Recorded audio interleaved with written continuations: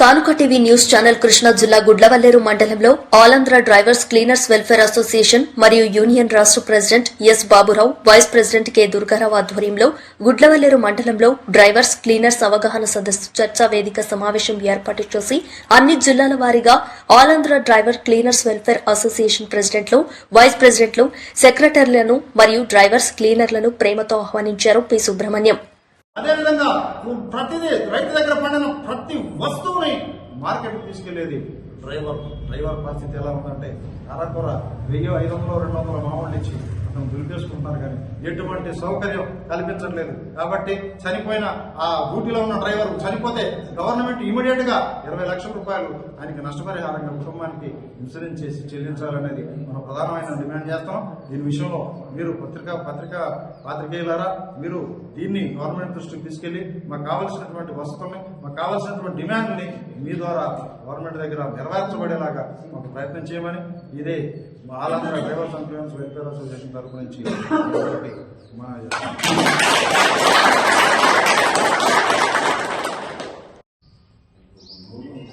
మిత్రులారా, ఈనాడు భారతదేశంలో డ్రైవర్ సమాజ పరిస్థితి ఎలా ఉందంటే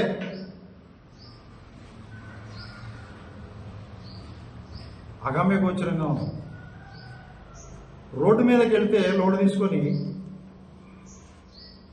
పోలీసు వాళ్ళ దగ్గర నుంచి మొదలుపెట్టి, ఆర్టీఓ దగ్గర నుంచి మొదలుపెట్టి, ఓనర్ దగ్గర నుంచి మొదలుపెట్టి, పార్టీ దగ్గర నుంచి మొదలుపెట్టి, రోడ్డు మీద ఉండేటువంటి అల్లరి మూకలు అంటే రౌడీ గ్యాంగుల దగ్గర మొదలుపెట్టి ప్రతి చోట ప్రమాదంతో ప్రయాణం చేస్తా ఉన్నాడు డ్రైవర్. దీనికి పరిష్కారం లేదా అంటే గవర్నమెంట్ చేయొచ్చు, చేస్తుందా? ఎవరు దీని మీద సీరియస్ గా తీసుకున్నటువంటి దాఖలాలు లేవు. ప్రభుత్వం వారికి విజ్ఞాపన చేసి చేసి చేసి చేసి నేను ఒక్కనే కాకుండా కొన్ని వందల సంఘాలు భారతదేశ వ్యాప్తంగా ఈనాటి విజ్ఞప్తి చేస్తూనే ఉన్నాయి. గత సంవత్సరంలో ఢిల్లీలో జంతర్ మంతర్లో ధర్నా చేస్తూ అక్కడ మాట్లాడినప్పుడు లోపలికి పిలుస్తా ఉన్నటువంటి ట్రాన్స్పోర్ట్ మినిస్టర్ లాస్ట్ మినిట్లో జమ్మూ కాశ్మీర్ రండి అని వెళ్ళిపోయాడు. అంటే మనం మళ్ళీ అక్కడికి వెళ్ళలేము అని అయినా కూడా మేము వెంబడిస్తూ జమ్మూ కాశ్మీర్ కూడా వెళ్ళి ఆయనకి రిటర్న్ గా ఉన్నత పత్రం ఇవ్వడం జరిగింది. ఏమని? మీరు కేసు రాస్తున్నారు, రాయండి. ఎవరి మీద రాస్తున్నారు? డ్రైవర్ మీద రాస్తున్నారు కేసు. ఏ కేసు అన్నా కానీ డ్రైవర్ మీదే రాస్తున్నారు. ఎందుకని? ఇది ఎదుటివాడు తప్పు చేసినా కూడా డ్రైవర్ మీద కేసు రాయడానికి కారణం ఏంటి అంటే చిన్న వెహికల్ని గుద్దినా పెద్ద వెహికల్దే తప్పు అనేటువంటి ఈ మూకుమ్మడి విధానం ఏదైతే ఉందో దీని ద్వారానే కేసులు బుక్ చేస్తున్నారు. కానీ గవర్నమెంట్ ఆలోచించి కొత్త చట్టాలను ఏర్పాటు చేసి ముందుకు నడిపించేటువంటి వ్యవస్థ రవాణా రంగంలో మార్పు రావట్లేదు. ఎందుకనంటే మూస విధానం, ఎందుకనంటే ప్రశ్నించకపోవడం, ఎందుకనంటే మనం ఎక్కడున్నామో అక్కడి నుంచి ఒక అడుగు ముందుకెళ్ళకపోవడం, ఎందుకనంటే ఈనాడు మన పరిస్థితి ఎక్కడ దిగజారిపోయినా అక్కడి నుంచి లేవకుండా ప్రశ్నించడమే పాపమైనట్టుగా, ప్రశ్నిస్తే మనకి ఏమొస్తుందో ముప్పు అనేటువంటి భయకల్పితమైన మనసు కలిగి మనం ఈనాడు ముందుకు నడుస్తా ఉన్నాం. హైవేలో వెళ్తున్నాం. హైవే ఎక్కడి నుంచి చేయాలండి? హైవే అనేది ఎట్టి పరిస్థితుల్లో కూడా ఏ గ్రామాన్ని కూడా టచ్ చేయకుండా, అంటే ఏ గ్రామానికి గ్రామం లోపల నుంచి టౌన్ లోపల నుంచి హైవే అనేది వెళ్ళకూడదు. కానీ గవర్నమెంట్ ఎక్కడి నుంచి ఏర్పాటు చేస్తుంది? బయట రాజకీయ నాయకులయో లేకపోతే పెట్టుబడిదారులయో లేకపోతే భూస్వాములయో భూములు ఉంటాయి కాబట్టి వాటిల్లో నుంచి రోడ్డు తీయాలంటే వాళ్ళకి ఇబ్బంది అనిపించి ఊర్లో నుంచి చిన్న చిన్న పల్లెల్లో నుంచి హైవేలు తీస్తా ఉన్నారు. దీనివల్ల నష్టమేం జరుగుతుందంటే ట్రాఫిక్ సమస్య అవుతుంది. పశువు రోడ్డు మీదకి వస్తుంది, సైకిల్ రోడ్డు మీదకి వస్తుంది, ఆటో రోడ్డు మీదకి వస్తుంది, బైక్ రోడ్డు మీదకి వస్తుంది. హెవీ వాహనం ఎక్కడి నుంచి వెళ్ళాలి? అప్పుడు దీని అనుకోని పొరపాటు జరిగి యాక్సిడెంట్ జరిగితే కేసు ఎవరికి రాస్తున్నారండి? లారీ మీదే రాస్తున్నారు, హెవీ వెహికల్ మీద రాస్తున్నారు. అంటే ఇది తప్పు చేసింది ఎవరు? సైకిలో, బైకో, పశువుల కాపరో ఇంకెవరో అయి ఉండొచ్చు. మొన్న రీసెంట్ గా నేను డీల్ చేసిన కేసులో దాచపల్లి దగ్గర ఒక పెద్ద గొర్రెల మంది వెళ్తుంది. ఆయన ఉదయకాలంలో ఏం చేశాడంటే మంచు టైంలో మొత్తం మందని రోడ్డు వెంబడి దోలుకెళ్తా ఉండగా ఈ బస్సు తన స్పీడ్ లో తను వెళ్తున్నాడు. కానీ సడన్ గా వచ్చి కనపడేటప్పటికి ఆ బస్సు దాంట్లో దూరిపోయి 150 గొర్రెలు చనిపోయింది. మీరు చూసే ఉంటారు పేపర్లో, టీవీలో. దాని విషయంలో అతను భయపడి పారిపోయాడు, కొడతారేమో భయపడి పారిపోతే కొత్త చట్టం తెచ్చారు, హిట్ అండ్ రన్. బుద్ధి పారిపోతే 7 సంవత్సరాల జైలు, 10 లక్షల రూపాయల పెనాల్టీ. ఇది ఇప్పుడు తెచ్చారు యాక్ట్. గుర్తుపెట్టుకోండి. ఒకవేళ మీరు ఎవరికన్నా దీన్ని గమనిస్తున్నారో లేదో, ఎక్కడన్నా యాక్సిడెంట్లు జరిగితే దయచేసి పారిపోమాకండి, పోలీస్ స్టేషన్కి వెళ్ళన్నా సరెండర్ అవ్వండి. ఒకవేళ అక్కడ సరెండర్ అవ్వలేకపోతే మీరు లాయర్ దగ్గరికి వెళ్ళి కోర్టులన్నా సరెండర్ అవ్వండి. పారిపోతే మాత్రం ఈ చట్టాన్ని గుర్తుపెట్టుకోండి. ఈ చట్టం అమలు జరుగుతుంది, అమలు చేయనని చెప్పారు.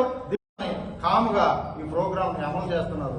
ఇక ఈ రూల్ ని ఏ విధంగానంటే, బుద్ధి మీరు జనాలు కొడతారేమని భయపడి పారిపోతుంటే ఇమ్మీడియట్ గా మీ మీద హిట్ అండ్ రన్ బుక్ అవుతుంది. దానివల్ల ఏంటి అని అంటే 7 సంవత్సరాల జైలు, 10 లక్షల రూపాయల పెనాల్టీ ఉంటుంది. కాబట్టి పారిపోమాకండి, దయచేసి దీన్ని గుర్తుపెట్టుకోండి. అలాగే భారతదేశంలో అంటే ప్రతి డ్రైవర్కి సంక్షేమ బోర్డు కావాలనేది మా నినాదం ఉంది. ప్రతి డ్రైవరు ఏ రాష్ట్రంలో చనిపోయినా, ఈ రాష్ట్రంలోనే కాదు ఏ రాష్ట్రంలో చనిపోయినా ప్రభుత్వం, గవర్నమెంట్ వారు ఉచిత అంబులెన్స్ లో తన గృహానికి చేర్చాలని డిమాండ్ చేస్తున్నాం.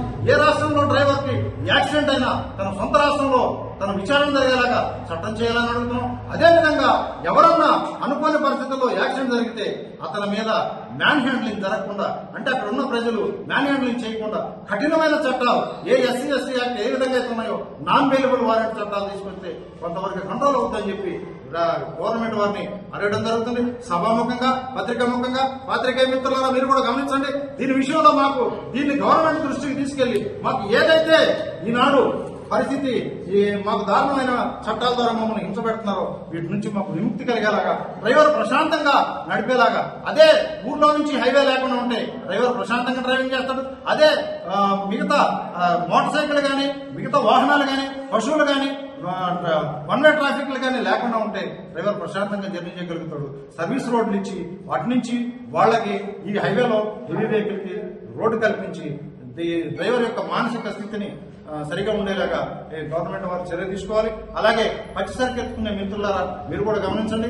ఈనాడు మీరు పచ్చిసరికి ఎత్తుకున్నామని చెప్పి హడావుడిగా మీరు కలకత్తా అటు తొందరగా వెళ్ళాలి, టైంకి వెళ్ళాలని వెళ్తున్నారు.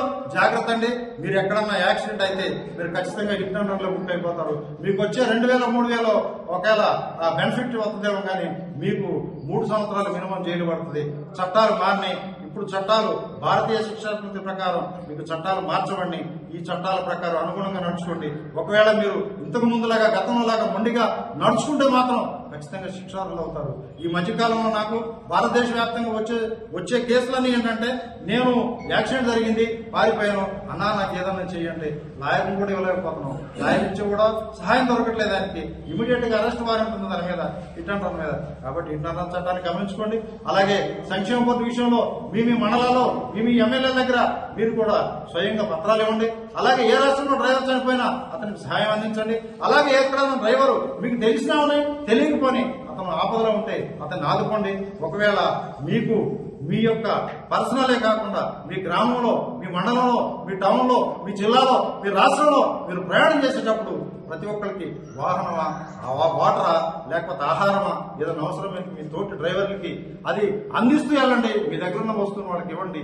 ఆ విధంగా ఒకరినొకరు ఆదుకోండి, ఒకరొకరు సహాయం చేసుకోండి. ఇంతకు ముందులాగా మొండిగా వెళ్ళిపోమాకండి. తర్వాత ఇంకొక విషయం, కఠినమైన చట్టం కూడా వచ్చింది, డ్రంక్ అండ్ డ్రైవ్. ఈ రోజు సీరియస్ గా తీసుకుంటున్నారు, జాగ్రత్తగా ఆలోచించండి. Already Tamil Nadu government gutka packet జేబులో ఉన్నా కూడా 25 రూపాయల పెనాల్టీ రాస్తుంది. గుర్తుపెట్టుకోండి. కర్ణాటక గవర్నమెంట్ డ్రింక్ చేశాం అని తెలిస్తే ఇమీడియట్ గా అతన్ని అరెస్ట్ వారెంట్ అప్పుడే అరెస్ట్ చేసి లోపల పడేస్తున్నారు. కాబట్టి రోడ్డు మీద తిరిగేటప్పుడు గతంలో లాగా పోల్చుకోకుండా మన దగ్గరికి కూడా త్వరలో ఈ చట్టాలు రాబోతున్నాయి. కాబట్టి ఈ మధ్య కాలంలో గవర్నమెంట్ మారిన తర్వాత, గవర్నమెంట్ గతంలో మన ప్రతిపక్షం ఉన్నప్పుడు చంద్రబాబు నాయుడు గారు కలిసి, అలాగే లోకేష్ గారికి కలిసి, నేను 3 సార్లు ఇక్కడ గుడివాడ వచ్చినప్పుడు చంద్రబాబు నాయుడు గారికి, అలాగే పెనుగొండలో లోకేష్ గారికి 2 సార్లు వినతి పత్రాలు ఇచ్చినప్పుడు రండి, ఇంటికి రండి, మాట్లాడుకుందామని చెప్పారు. కానీ ఇంతవరకు పిలిచిన నాదులు లేదు. అట్లాగే రాజకీయ నాయకులు మన వాడుకొని వదిలేస్తున్నారు. కానీ వ్యవస్థను నడిపించేటువంటి ఆర్థిక వ్యవస్థకి కారణమైనటువంటి ఈనాడు పెట్రోలు, డీజిల్